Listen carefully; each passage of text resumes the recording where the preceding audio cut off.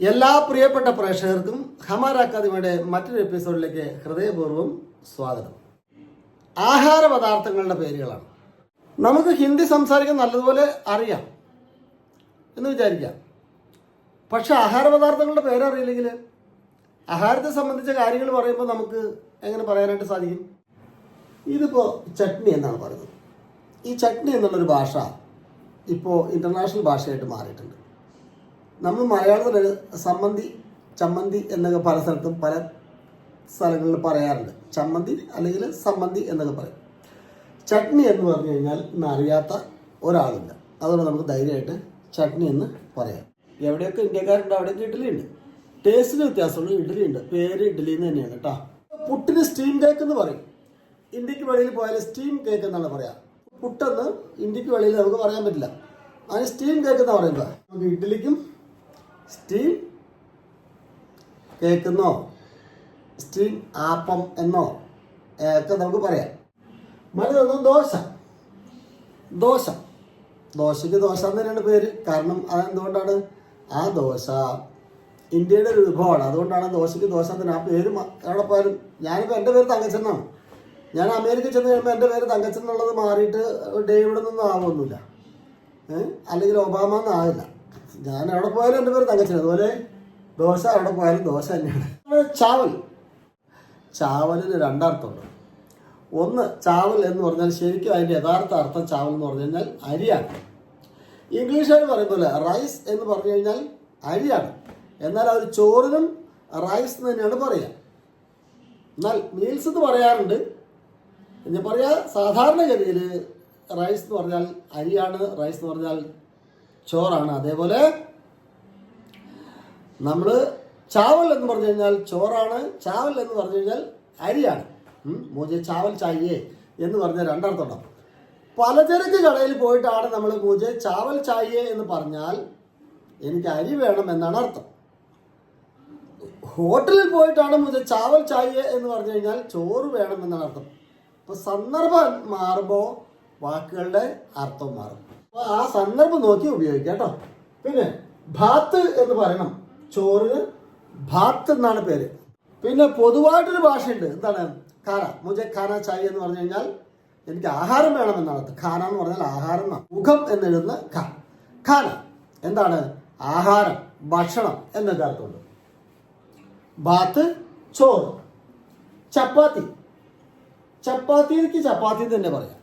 ചപ്പാത്തിക്ക് വേറെ സ്ഥലത്ത് ചെല്ലുമ്പോൾ വേറെ ഭാഷയൊന്നുമില്ല. ചപ്പാത്തി.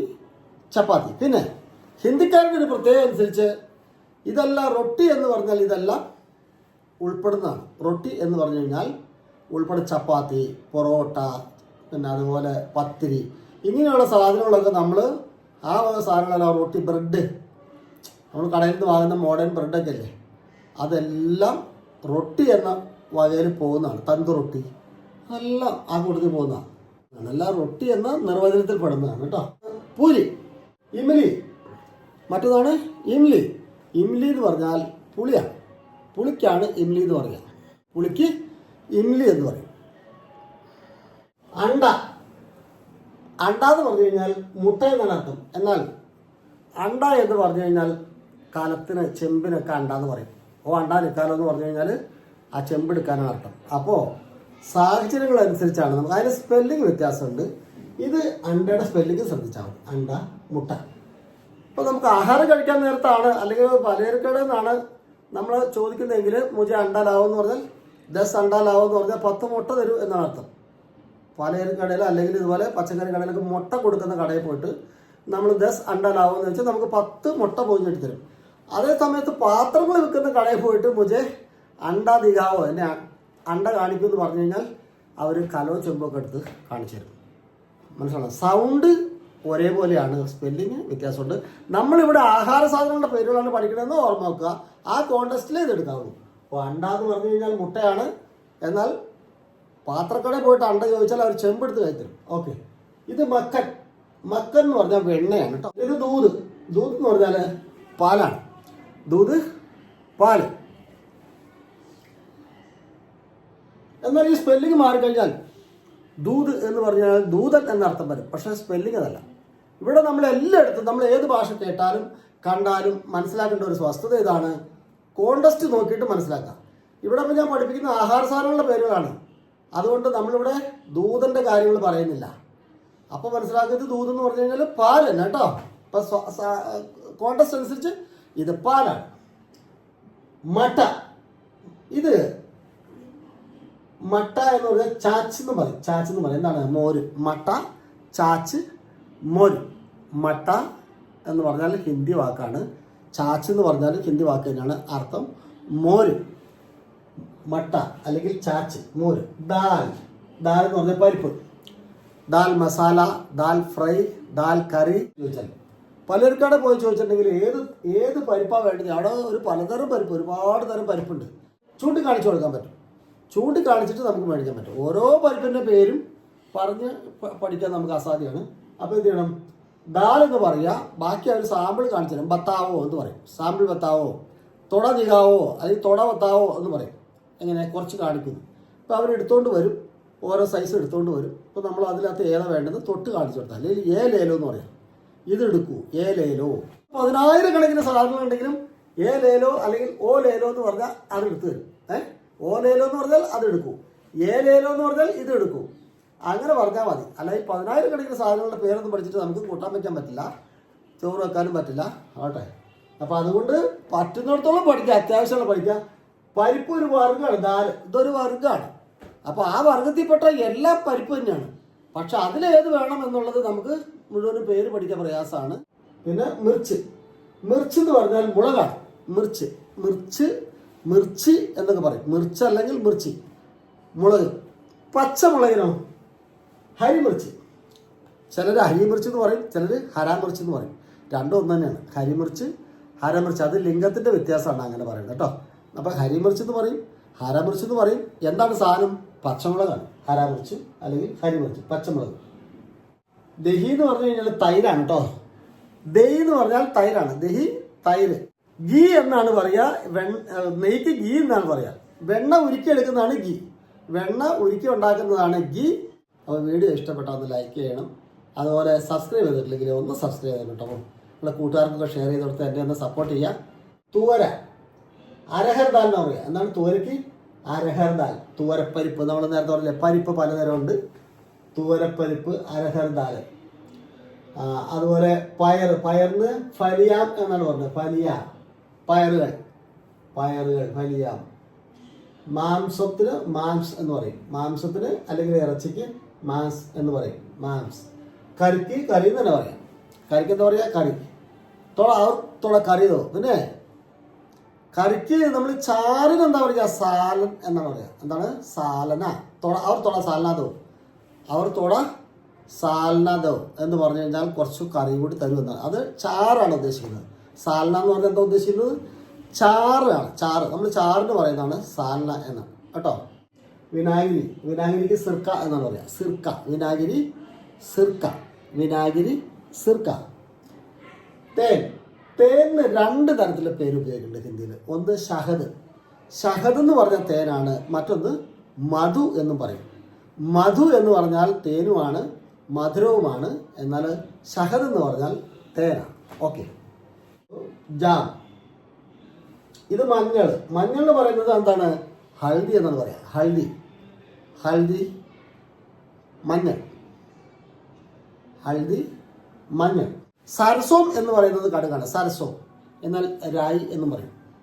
ഈ രായി എന്നും പറയും കടുകിന്, സരസോം എന്നും പറയും. പക്ഷെ അതിന് ചെറിയ വ്യത്യാസമുണ്ട് രണ്ടിനും. കളർ വ്യത്യാസമുണ്ട്, എണ്ണയ്ക്ക് വ്യത്യാസമുണ്ട്, അതിൻ്റെ എണ്ണയ്ക്ക് വില വ്യത്യാസമുണ്ട്.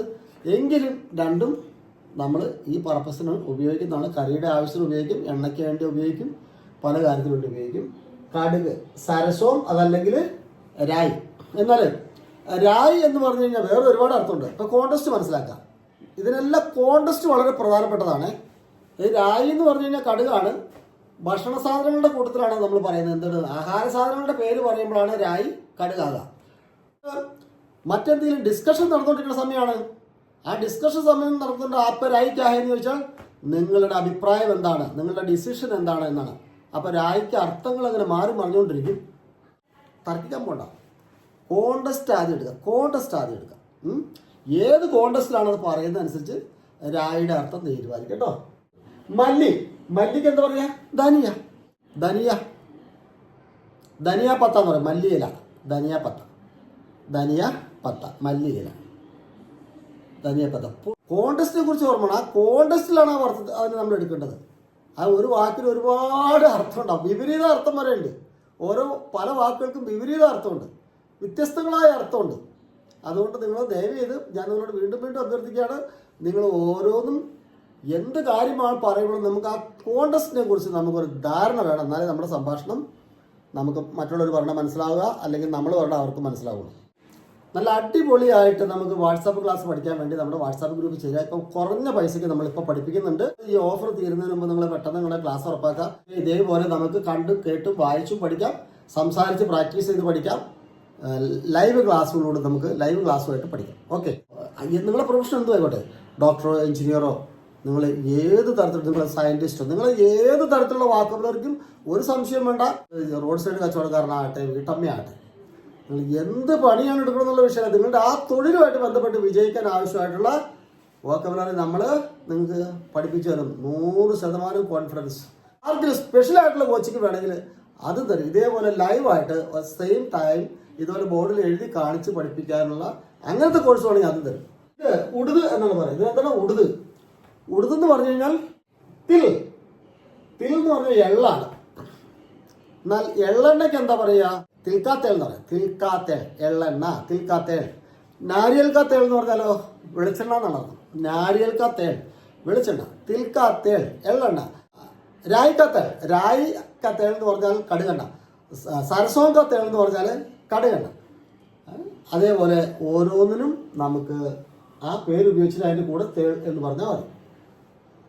സാബുദാന, ചൗവരി, സാബുദാന, ചൗവരി, അതൊക്കെ നമുക്ക് എപ്പോഴും ആവശ്യം വരുന്നതല്ല, എന്നാലും വല്ലപ്പോഴും നമുക്ക് ആവശ്യമുണ്ട്, നമുക്ക് ഉപയോഗിക്കാം.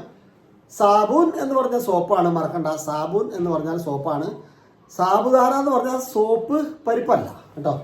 സാബുദാന എന്ന് പറഞ്ഞാൽ സാബൂൻ എന്നാൽ സോപ്പാണ്. ഇത് സാബുദാന എന്ന് പറഞ്ഞാൽ ചൗവരിയാണ് കേട്ടോ. അതേപോലെ ഇലാച്ചി, ഇവിടെ എഴുതിയിരിക്കുന്നത് ഇലായച്ചി എന്നാണ്. ഇലായച്ചി, ഇലായച്ചി എന്ന് നിങ്ങൾ പറയണ്ട, ഇലാച്ചി എന്ന് പറഞ്ഞാൽ മതി. ഏലക്കായ്ക്ക് എന്താ പറയാ? ഇലാച്ചി. ഇലാച്ചി എന്ന് പറഞ്ഞാൽ ഏലക്കായാണ്. ചില സ്ഥലങ്ങളിലൊക്കെ ചെന്ന് ചായക്കകത്ത് ഇലാച്ചിയൊക്കെ ഇട്ടു, അതിൻ്റെ ടേസ്റ്റ് വേറെ. ചിലർക്ക് ഭയങ്കര ഇഷ്ടമാണ്, ചിലർക്ക് തീരെ ഇഷ്ടമല്ല. അപ്പോൾ ഇലാച്ചി നൈ ഡാൽന എന്ന് പറഞ്ഞാൽ ഏലക്കായ ഇടണ്ട. ഇലാച്ചി നൈ ഡാൽന എന്ന് പറഞ്ഞാൽ ഇലാച്ചി ഇടണ്ട. ഇലാച്ചി ഡാൽക്കിതോ, ഇലാച്ചി ഡാൽക്കിതോ എന്ന് പറഞ്ഞാൽ ഏലക്കായ ഇട്ട് തരൂ എന്നാണ് അർത്ഥം. മസാല നൈ ഡാൽന, ചായയിൽ മസാല നൈ ഡാൽന, ചായമേ മസാല നൈ ഡാൽന, ചായയിൽ മസാല ഇടണ്ട എന്ന് പറഞ്ഞാൽ ഇതുപോലെ ഏലക്കായും മറ്റു പല സാധനങ്ങളും കൂട്ടി ഒരു പൊടി ഉണ്ടാക്കി വെച്ചിട്ടുണ്ടാവും അവർ. ലേശം അതിന് കിട്ടാൽ ടേസ്റ്റ് വേറെയാവും. നമുക്കത് പറ്റില്ല, പക്ഷെ വേണ്ടെങ്കിൽ വേണ്ടെന്ന് പറയാം. നൈ ഡാൽന അല്ലെങ്കിൽ നൈ മങ്ത എന്ന് പറയാം. നൈ ചായ എന്ന് പറയാം. നൈ ഡാൽന ഇടരുത്, നൈ മങ്ത ആവശ്യമില്ല, നൈ ചായ ആവശ്യമില്ല അല്ലെങ്കിൽ വേണ്ട എന്നർത്ഥം. ലൗങ്ക്, ലൗങ്ക് എന്ന് പറഞ്ഞാൽ ഗ്രാമ്പുവാണ്. ലൗങ്ക്, ഗ്രാമ്പു. ഹീങ്, കായം, ഹീങ് കായം. പനീർ, പാൽക്കട്ടി. പാല് തിളപ്പിച്ച് ആ പാല് നല്ലോണം തിളച്ച് കഴിയുമ്പോൾ, ശരിക്കും തിളച്ച് മറിഞ്ഞ് കഴിയുമ്പോൾ അതിനകത്ത് നാരങ്ങ പിഴിഞ്ഞിട്ട് ആ പാല് പൊട്ടിക്കും, അല്ലെങ്കിൽ സുർക്ക ഒഴിച്ചിട്ട് ആ പാല് പൊട്ടിക്കും, പൊട്ടും പാല്.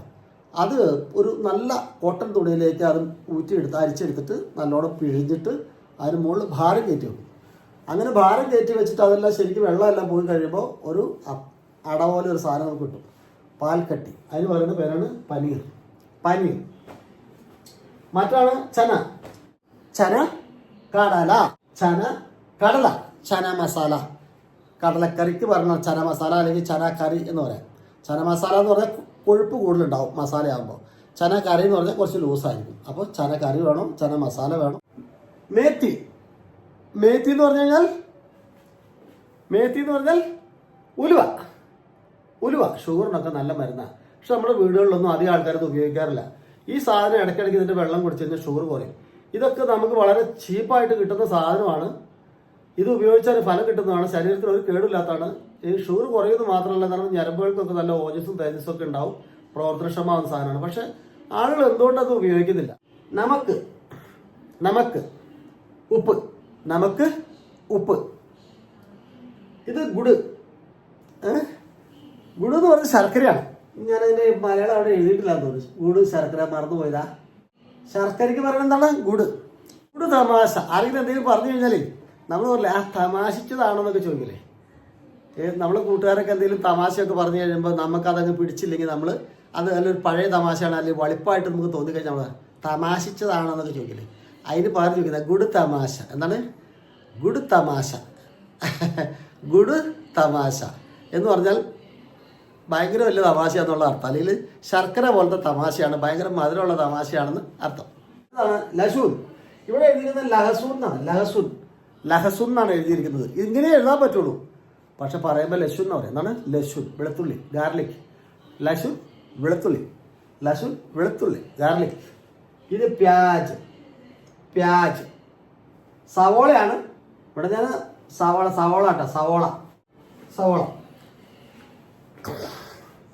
പ്യാജ് സവോള. നമ്മളിവിടെ വലിയ ഉള്ളി എന്നൊക്കെ പറയും അല്ലേ? വലിയ ഉള്ളി എന്നൊക്കെ പറയും. സവോള വലിയ ഉള്ളി എന്നൊക്കെ നമ്മൾ പറയും അല്ലേ? പിന്നെ ചീനി എന്ന് പറഞ്ഞാൽ പഞ്ചസാരയാണ്. ഇവിടെ ഈ പ്യാജ് എന്നുള്ള വാക്ക് ഒന്നും കൂടി എടുത്തു പറയാൻ ഞാൻ ആഗ്രഹിക്കുകയാണ്. പ്യാജ് എന്ന് പറഞ്ഞാൽ ഉള്ളിയാണ്. പക്ഷെ ശ്രദ്ധിക്കുക, ബ്യാജ് എന്ന് പറഞ്ഞു കഴിഞ്ഞാൽ പലിശയാണ്, ഇൻട്രസ്റ്റ്. പ്യാജ് സവോള, ബ്യാജ് പലിശ. എന്നാൽ ബ്യാഹ് എന്ന് പറഞ്ഞാലോ വിവാഹം. വിവാഹത്തിന് വിവാഹം എന്നും പറയും, ബ്യാഹ് എന്ന് പറയും, ഷാദി എന്ന് പറയും. ഓ അയാൾ അങ്ങനെ പറഞ്ഞു, ഇയാൾ ഇങ്ങനെ പറഞ്ഞു, ഒന്നും പറയരുത്. നമ്മൾ കോണ്ടസ്റ്റ് മനസ്സിലാക്കുക, എല്ലാം നന്നായിട്ട് പഠിക്കാൻ ആഗ്രഹിക്കുക.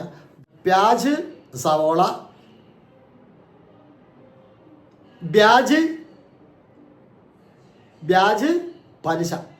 പ്യാജ് സവോള, ബ്യാജ് പലിശ, ബ്യാഹ് വിവാഹം, പ്യാസ് ദാഹം.